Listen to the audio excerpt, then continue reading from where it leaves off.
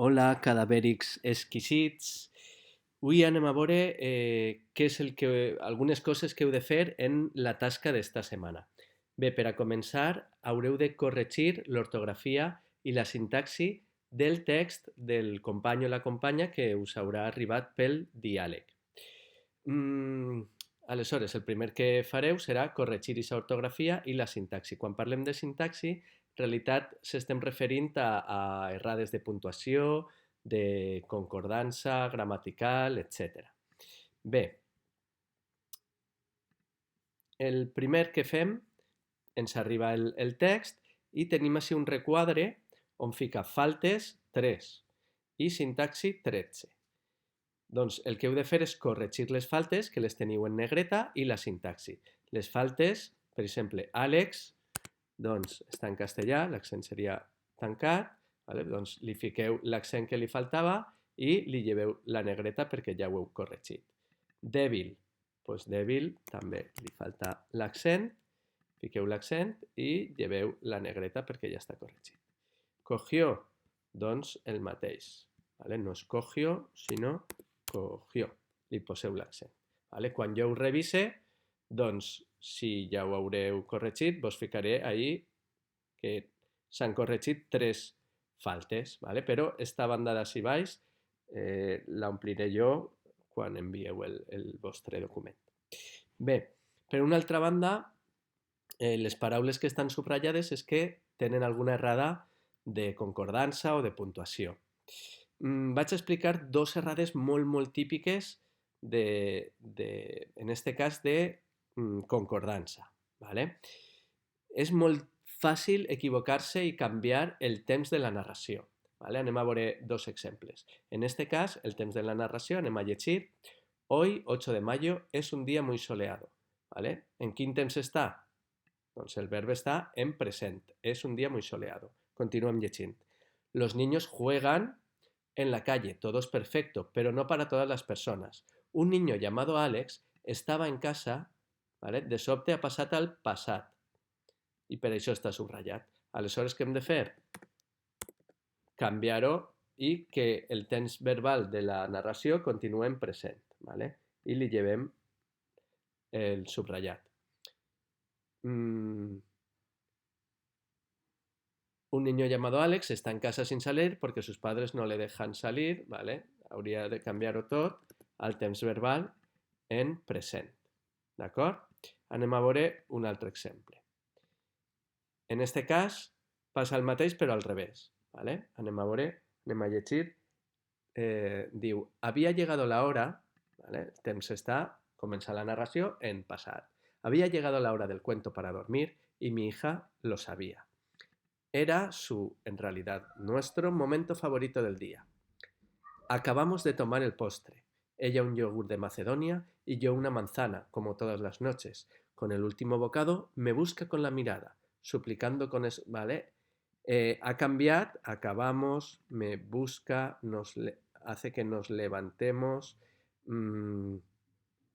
quisiera, no hay día que no maldiga. De sobte tota la narració està en present. ¿Vale? Per tant, què hem de fer? Doncs canviar el principi i canviar-ho a present. Ha llegado la hora del cuento para dormir y mi hija lo sabe. És, ¿vale? I ja està. I així al final, una altra vegada, torna al passat. ¿Vale? És fàcil quan hi ha una narració, un diàleg, perdó, passar-se al passat. Però no, si estem en present, continuem en present. ¿Vale? I una vegada ho hem corregit, igual que abans, li llevem el subratllat. ¿Vale? Això són errades en este cas, de concordància en el temps de la narració, en el temps verbal. Anem a veure una altra errada molt típica, en este cas de puntuació. Veieu que n'hi ha paraules subratllades, anem a llegir-lo i anem a veure com falten molts punts. Diu, era una noche de verano, en una casa de la montaña, comience. Era una tarde de verano, en una casa en la montaña de Francia. Por la noche estuvimos de fiesta en el lago hasta que de repente algo salió del fondo del lago. La luna reflejaba en el lago y la criatura que salió del fondo no estava muy definida debido a los rayos de luz que reflejava la luna. Vale? Tot això és una sola frase. I no pot ser. Vale? Una perquè és molt llarg i una altra perquè n'hi ha canvis molt grans com per a separar-ho en dos frases. Per a començar diu, era una tarde de verano, ¿vale? Tarde, en una casa en la montaña de Francia. Por la noche, de sobte hi ha un canvi inclús de temps, ¿vale? De la vesprada a la nit, així ha d'haver un punt. ¿Vale? Y así igual. De repente algo salió del fondo del lago. La luna reflejaba en el lago, ahí n'hi ha clarament un punt. Vale? Anem a la següent part. Diu, solo sabíamos que la criatura era grande y por la forma, ¿vale? Així la puntuació està molt bé. És una aclaració el por la forma, ¿vale? Per tant ha d'anar entre comes, ¿vale? Y por la forma parecía peligrosa, lo único que recuerdo es que se acercaba rápidamente y uno de mis amigos se acercó para protegernos, ya que creía que no era nada, hasta que de repente la criatura se acercó a él y se lo tragó de un bocado, nosotros corríamos a la casa mientras la criatura...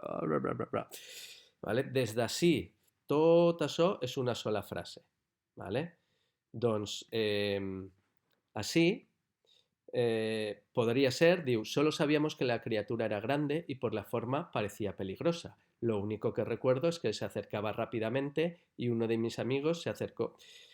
Podria així haver una coma, però després se fa molt, molt llarga la frase.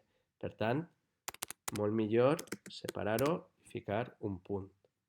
Y así sí que, diu, la criatura se acercó a él y se lo tragó de un bocado. Nosotros corríamos a la casa, así no ha ficat ni una coma. Hi hauria d'haver, com a mínim, una coma. Però, òbviament, hi ha un canvi i, per tant, ha d'haver un punt. Vale?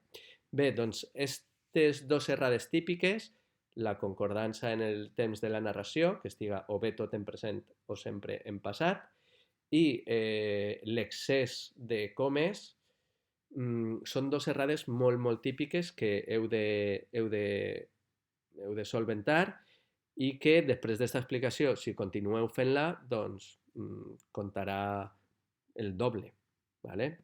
Com una errada doble. Aleshores, poseu atenció a això i la setmana que ve us faré altres aclariments. Adeu.